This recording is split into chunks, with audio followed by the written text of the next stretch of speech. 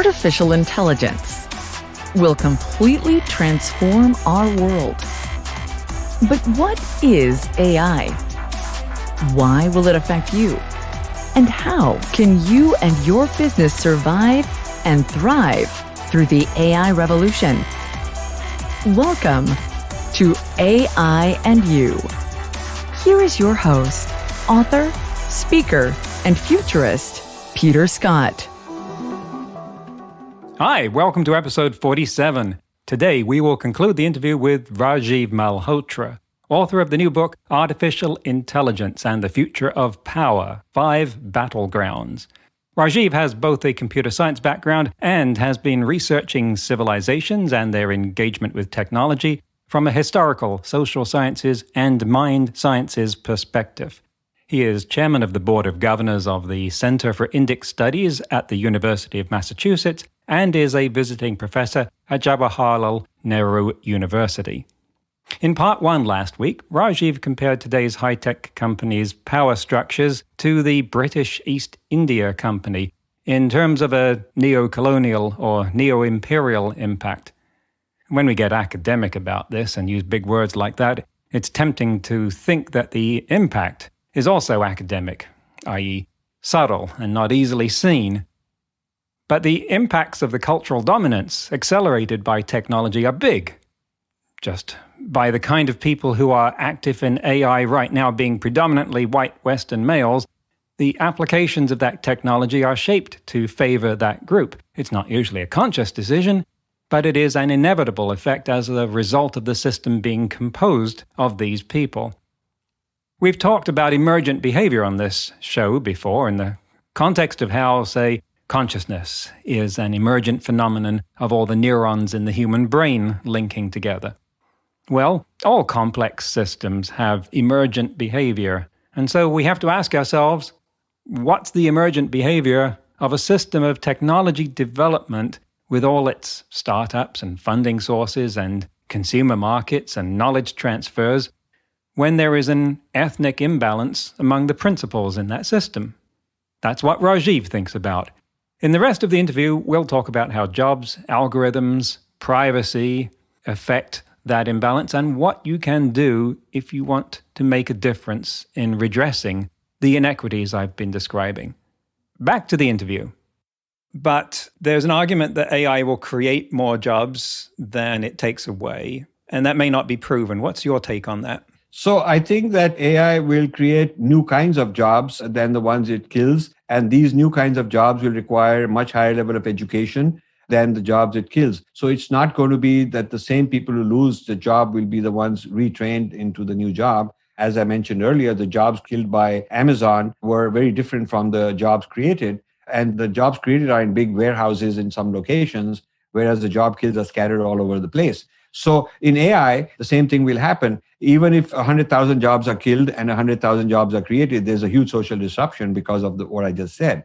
I don't think that the number of new jobs will be of the same quantity, the same numerical value, because automation is making it easier for fewer machines to do the work of a large number of people. With the advancement of not only AI, but AI-related fields like robotics, a lot of things are happening. So I would say that when I look at reports that say that AI will create more jobs than it will kill, they usually come from McKinsey, which serves big corporate people, World Economic Forum, which serves big corporate people, PricewaterhouseCoopers, Ernst & Young. And when I look in the back, I look at the methodology. The methodology says that they went and surveyed 200 largest corporate people in the world, 200 largest multinationals or so many multinationals of this country and that country. But none of those people have said that they went to the villages where most of the people in India work and looked at migrant workers or looked at people of that strata in the United States. Nobody who's done this research has gone to the NGOs that serve the African American and Latino communities in inner cities in the United States that are poor. Nobody has gone there to see what's the impact on them. You just go to corporate America in New York City and California and a few places, and you get their consolidated view on what will happen, and their view is very different. So a top-down view of the impact of AI is quite rosy. I am a technologist by training. I am pro-technology. I'm not wanting to kill it or squash it, but I think there ought to be balance. There ought to be conversation. There ought to be social responsibility. Certainly, AI is very good for treating people in medical situations, new medical breakthroughs in agriculture, all kind of good things. And in my book, in chapter 1, I've listed a whole lot of great accomplishments that AI has, will continue having. But I feel as far as its adverse impacts are concerned, the AI industry has not gone to the places that are likely to be harmed the most, which are the poor countries in the world, the poor cities in one's own country, and also certain kind of industries and people with less education. They have not done a good job to go there and understand what the impact is with those people and try to do something about it. So it's a very kind of an elitist. It will be good for some investors can make tons of money, and they already are. No doubt there will be a thriving new economy and a new world order, but it's not going to be equal for everybody. And that's the key word there, equal or equity, that AI and technology seems to be accelerating the flow of capital from the people who have less of it to the people who already have quite a bit of it. To look at conversation that has been happening on a large scale in the United States, but overflowing into the surrounding cultures, the Black Lives Matter movement has really created a national conversation that's penetrated to workplaces about diversity, equity, and inclusion. And although there is certainly polarization within the culture, there are a great many people now looking at how they can recognize bias and do better.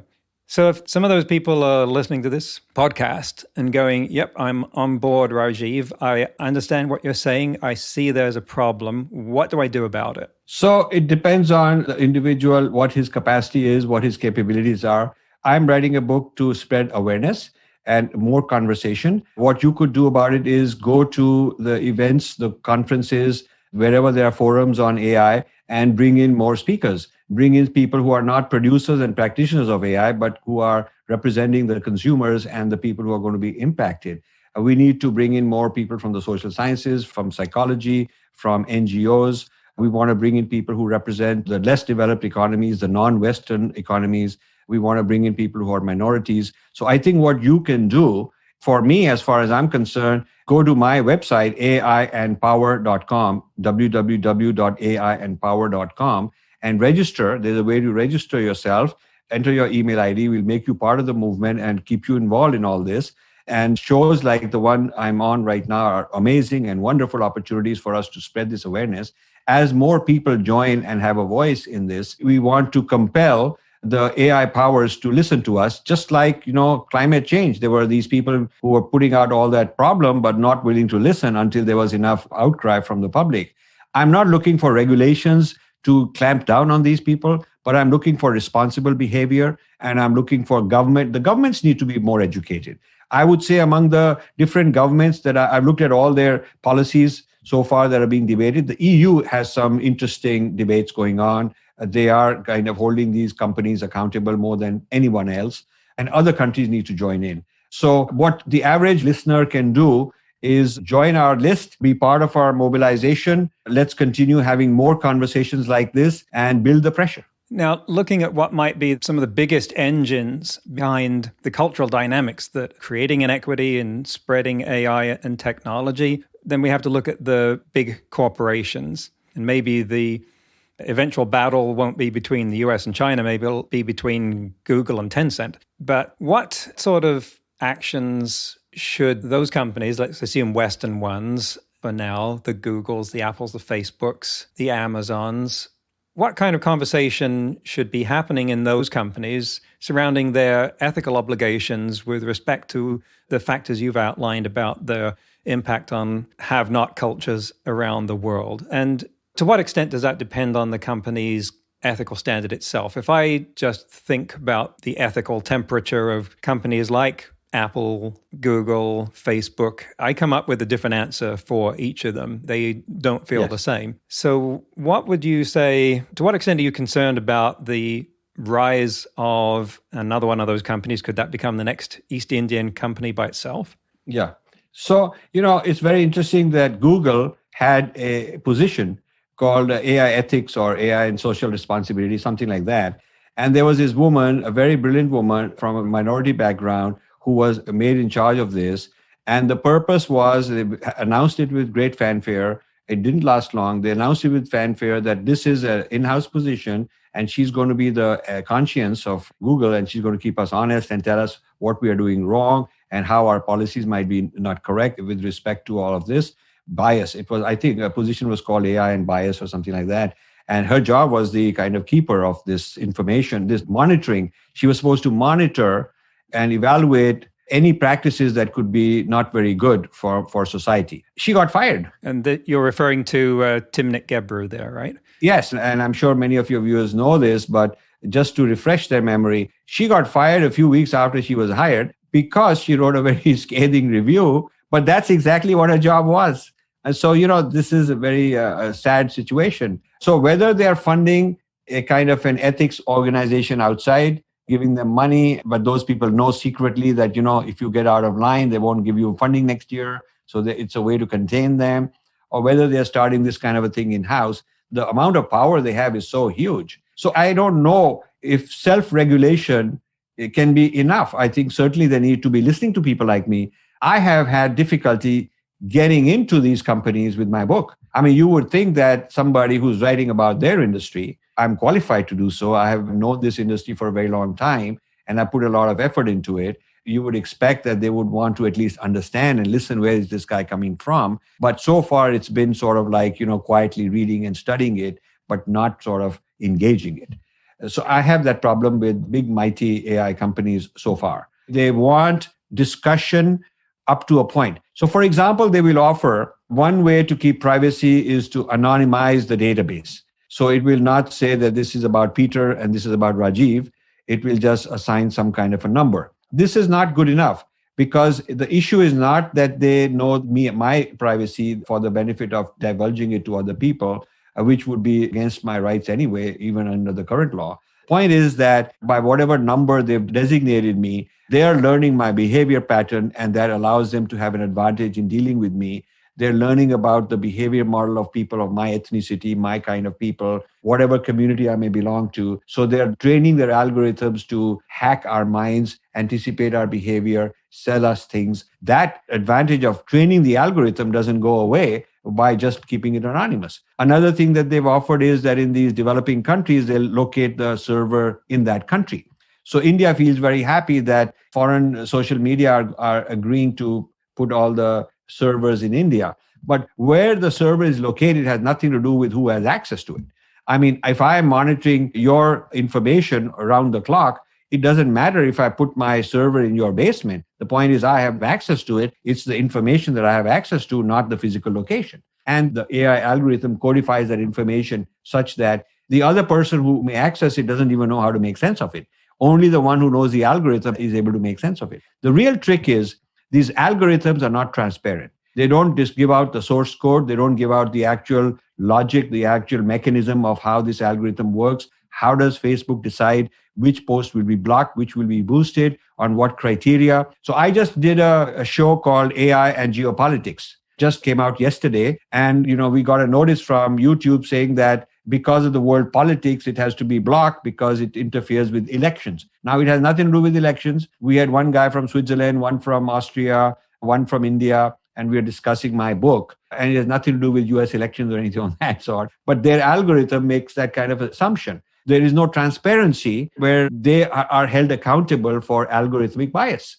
Right now, if you have algorithmic bias in hiring people, when the algorithm is screening people for jobs and it's biased against certain people, or whatever kind of bias there may be, when we complain to Facebook or YouTube about some problem concerning our account, they come and say, hey, the algorithm decided that I cannot help you, as if this algorithm is some kind of a deity and that is above all the responsibility and accountability. So they have to take responsibility for what they are doing, whether it's done directly by humans or whether it's done by machines on their behalf. I'm just suddenly struck by how we are having this conversation about the AI and the internet creating this inequity in the way people are treated. And yet, when it started, when the internet was commercialized around 1994, it was seen as this great equalizing force. I mean, this conversation would have been unthinkable at that point because it was the age of, on the internet, no one knows you're a dog, and if you're from Baltimore or Bangalore, you look the same on the network. It should have resulted in this great equalization, and yet K-shaped curves again. It's done that in some ways, like I can make microloans to people in Africa at the click of a button. But then there's the whole conversation that we're having. You mentioned in your book, you describe a battle between the metaphysics of consciousness and AI's reductionist challenge to spirituality. And we've been getting around the edges of this, I think, with the talk about the cultural aspects of it. But that's pretty demonstrative language. That's putting a stake in the ground here. Tell us what you mean by that. So, I come from a tradition where the future evolution of humanity is through yoga, through meditation. And so you evolve your consciousness, you go within, you achieve higher states of consciousness. So that is one camp.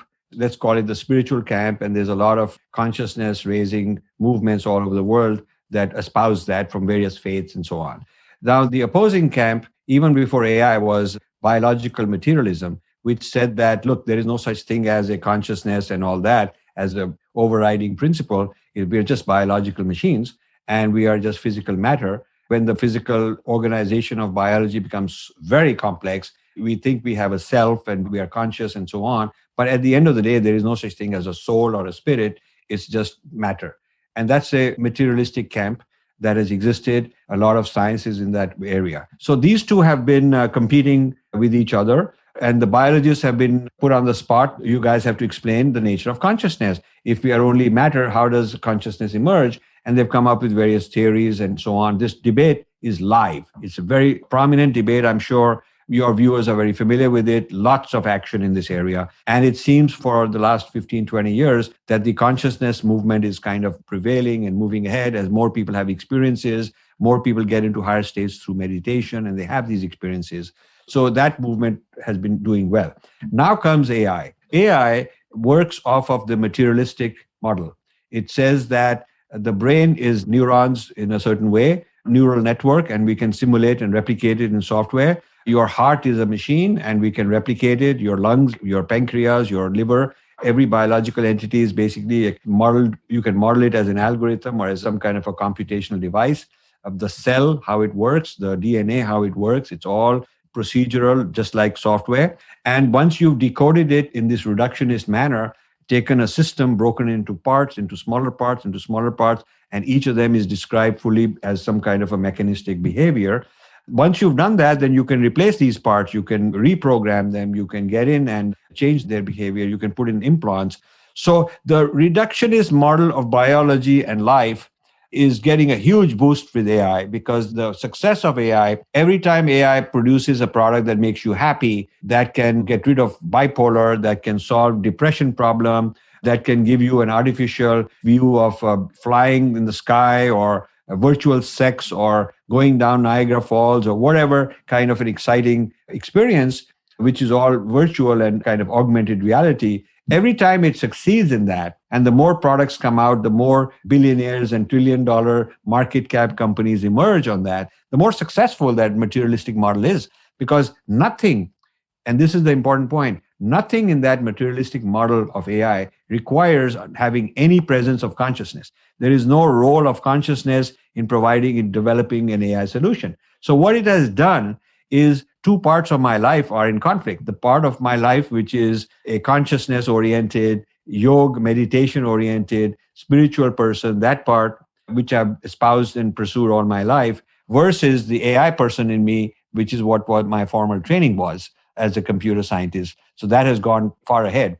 So these are the two in conflict, and I call it the battle for self. It's an important battle because to the extent AI succeeds, the AI product person is going to say, why do you need to meditate? Those guys have taken 20 years to achieve a certain joy. I'll just give it to you with a click. You just put in this, you'll get some hormones, you'll get some mental, whatever stimulation, and you'll feel happy. So why do you need to do all this? So as we succumb to a mechanistic, artificial gratification, we become less human, in my opinion. We become more like machines. We are more able to quickly buy this, maybe you buy a streaming service. 10 years from now, you buy a streaming service at various levels of payment. And based on that, they will stream experiences to you.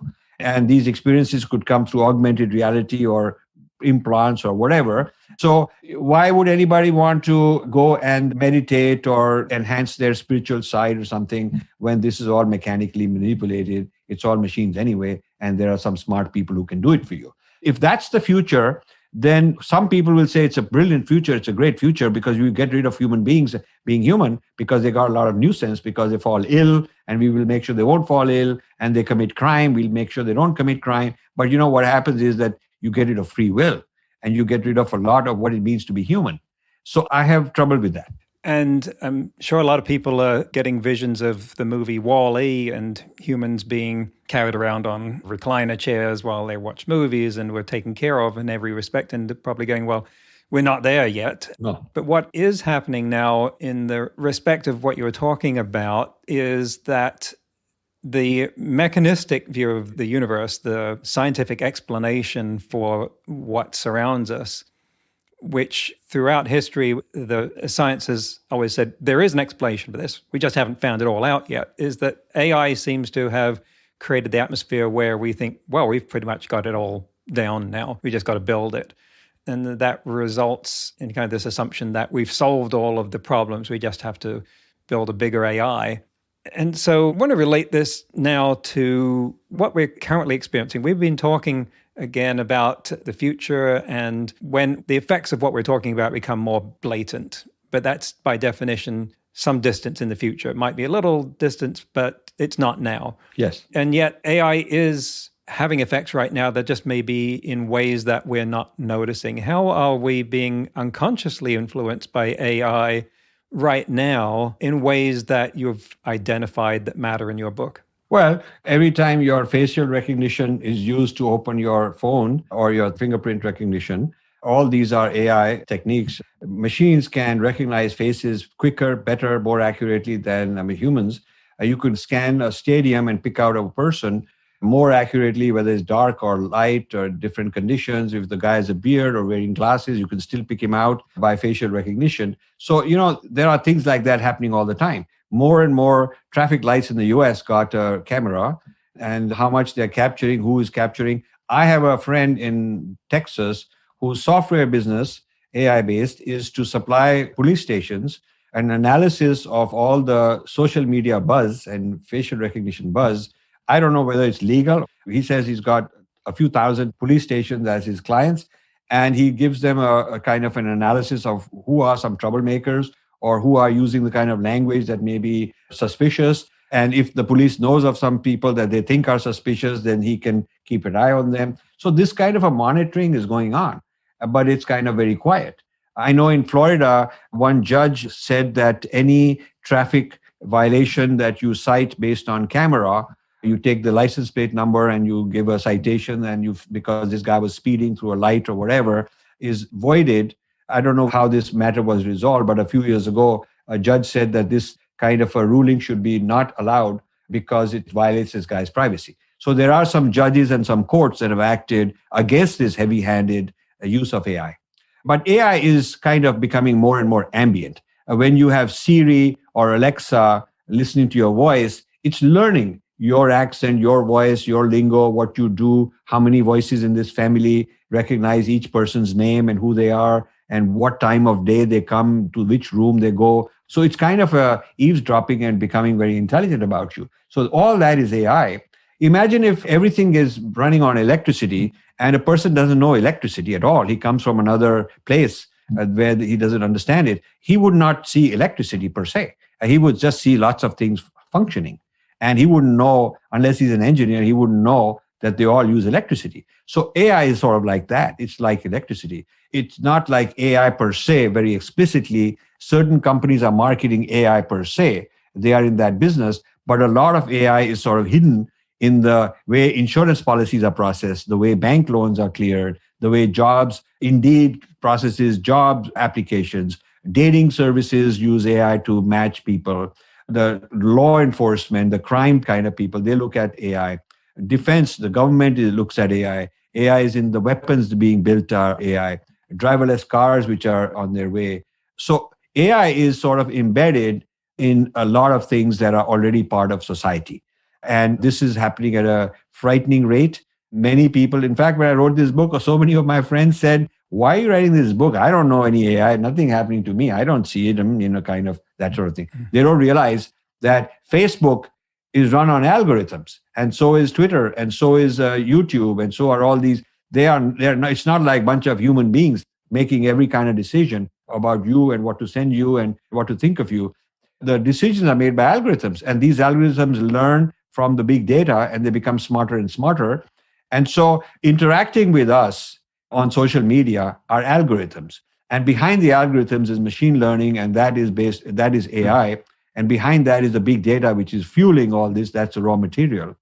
At the top are some people who are making policy decisions on what to allow, what not to allow as a matter of policy. But it's this giant machine which is carrying out those policies. So AI is already here. Well, Rajiv, it's a wonderful conversation. It's an important one. I am sorry it has to come to a close now, maybe not forever.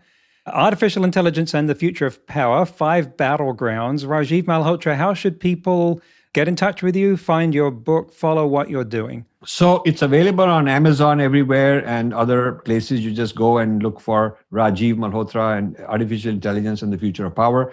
But if you have any difficulty, or in any case, I would love you to go to my website, www.aiandpower.com.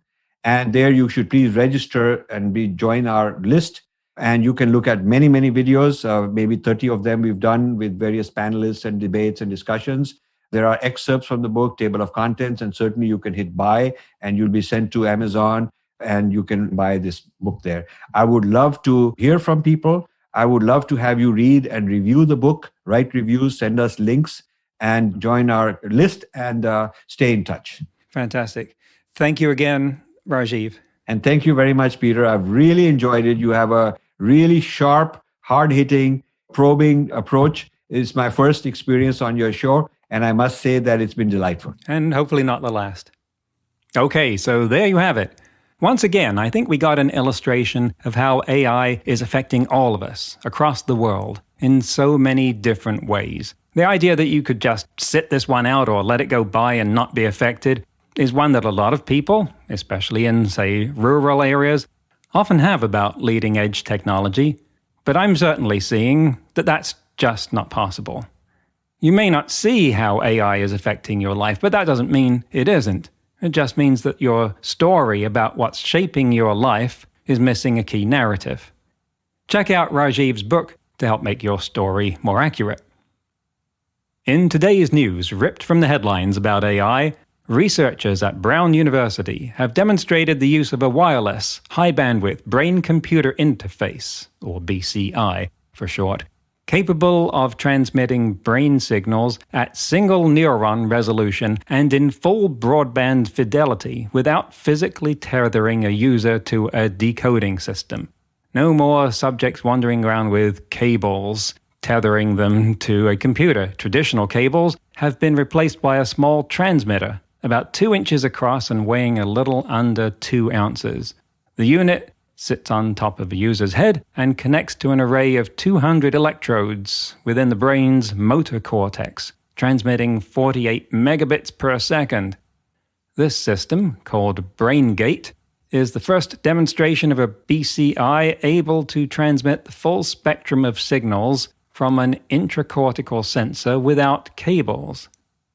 Lead author Professor John Simmerall said, quote, "We've demonstrated that this wireless system is functionally equivalent to the wired systems that have been the gold standard in brain-computer interface performance for years," end quote.